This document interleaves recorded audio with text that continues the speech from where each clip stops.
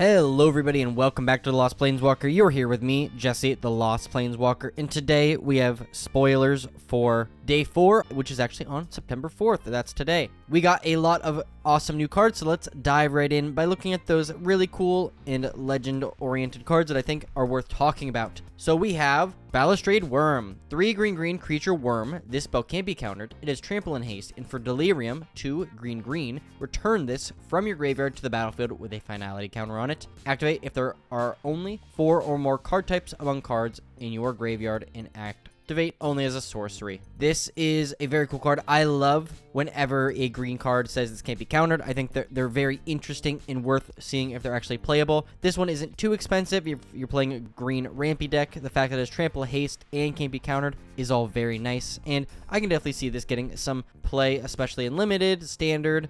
Outside of that, I'm not real sure if this makes any modern, devotion play. It does have 2 green pips in it, so I don't know, maybe it's worth it. But we do have this really cool alternate art as well with like a staircase or something going deep into its mouth, which is super spooky. But next up, we have a land card here with Bottomless Pool and Locker Room. So for a single blue, whenever you play this, you can unlock the first door, and when you unlock this door, return up to 1 target creature to its owner's hand, which seems okay. But then Locker Room, 4 and a blue. Whenever 1 or more creatures you control deal combat damage to a player, draw a card. That seems a little bit better. This is not the cheapest effect that we have that does this, unfortunately, so this really doesn't come to mind as the one I would pick if I'm going to pick an effect, but just playing the first ability and having this on the battlefield might be worth having if you have nothing else to do. And then next up, we have Cursed Windbreaker. 2 and a blue, artifact equipment. When it enters, manifest dread and attach Cursed Windbreaker to that creature. Equip creature as flying, and you can equip for 3. So what I like about this is if you manifest dread onto a creature, you're giving that creature flying, and then whenever you can flip that creature over, it already has this equipped to it. So I think that's really nice. I like equipment that auto-equip as soon as you play them, so this is very fun.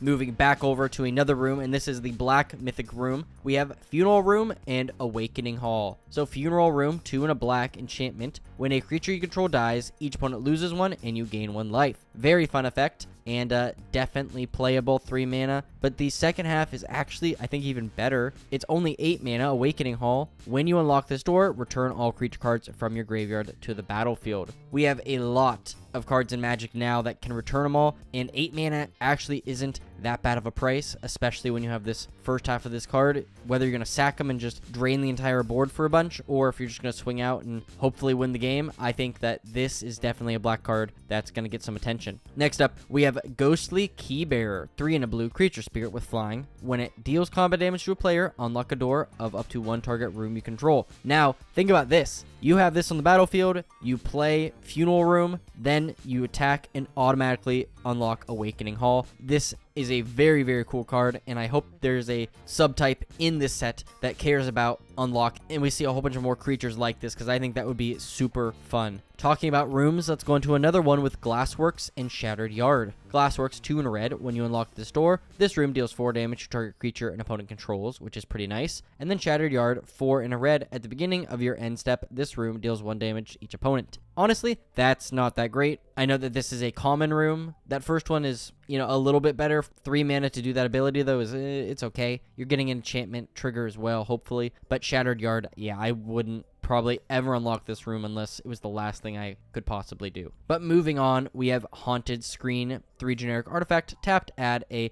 white or a black, or tap to pay 1 life to add a green, blue, and a red. 7, put 7 +1/+1 counters on Haunted Screen. It becomes a 0/0 spirit creature in addition to its other types. Activate only once. So we can use this as a mana rock to fix for any color of mana that we want, especially Orzhov for free there. And then we can essentially turn this into a creature later in the game, probably when we don't need it anymore, but I don't know. It's a weird little mana rock that taps for everything, so I think it's probably playable at 3 mana and could probably go in a bunch of decks. My favorite card today, and maybe this whole set so far, is Hedge Shredder. 2 green artifact vehicle. When Hedge Shredder attacks, you may mill 2 cards. Whenever 1 or more land cards are put into the graveyard from the library, put them on the battlefield tapped, and you can crew it for 1, and it's a 5/5 if you crew it. But that second paragraph, is perfect. Whenever 1 or more lands are put into your graveyard from your library, put them on the battlefield tapped. That doesn't matter about anything else on the card. So if you're playing an effect that mills cards, putting them from your library into your graveyard, guess what? You get to put them on the battlefield tapped. So basically any sort of mill strategy or strategy that's trying to put a ton of different cards into the bin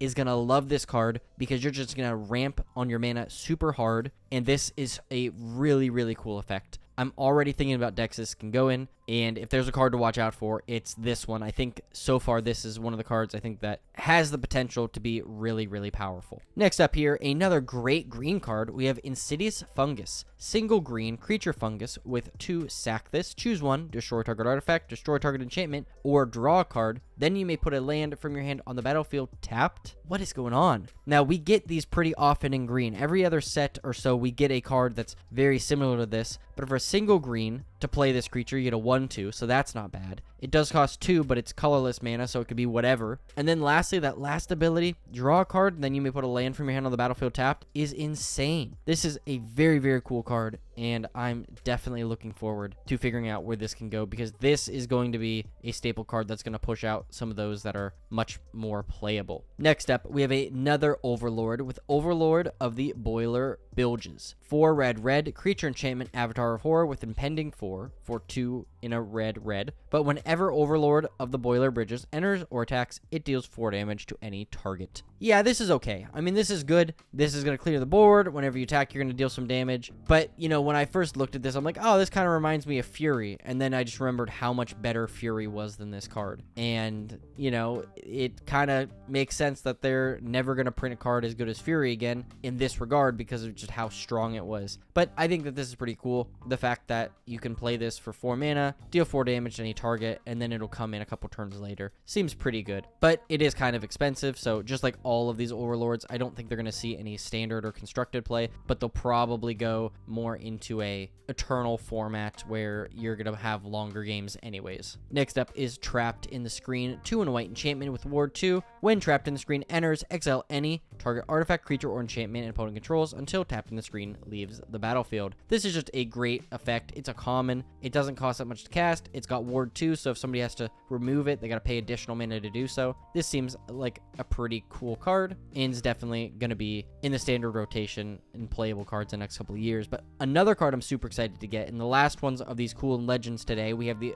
Untimely Malfunction. 1 in a red, instant, choose 1, destroy target artifact, change the target of spell or ability with a single target, which is the best ability on this card, or 1 or 2 target creatures can't block this turn, which is also pretty powerful. I think all 3 modes on here are insane. I think this is going to be a sideboard card or main board card in a lot of decks for the remainder that this is in standard. Being able to change the targets of spells and also make it so creatures can't block are 2 incredibly powerful effects that I'm very much looking forward to. Now, of course, we have a couple more cards to go over, but I just want to say, if you aren't subscribed to my channel, please consider doing so. It would mean the world to me. So the remaining cards, and there's only 9 of them here today. We didn't get that many spoilers. We have Attack in the Box, Cult Healer, Fear of the Dark, Flood Pit's Drowner, Savior of the Small, Spine Seeker Centipede, Stalked Researcher, Threats Around Every Corner, and Vicious Clown. And with that, I would just like to say thank you so much for watching. This was a cool video. I think we got some really cool cards. You know, let me know what you think about that vehicle. Do you think it's going to be as strong as I think it is? Or just let me know what other cards you're interested in from the set in total. You know, I'm going to be working on building some commander decks here in the next several days. So if there's any legendary creatures you've seen around this set that you'd be really interested to see more decks about, let me know. I'd love to build it, and I can let you know when I do. In addition, if you could please leave a like, share this video with a friend, and subscribe. That would mean the world to me, so thank you. Now, today's Scryfall card of the day is Bag of Holding. Leave no treasure behind. Thank you so much for watching, and as always, I'll see you later, Planeswalkers.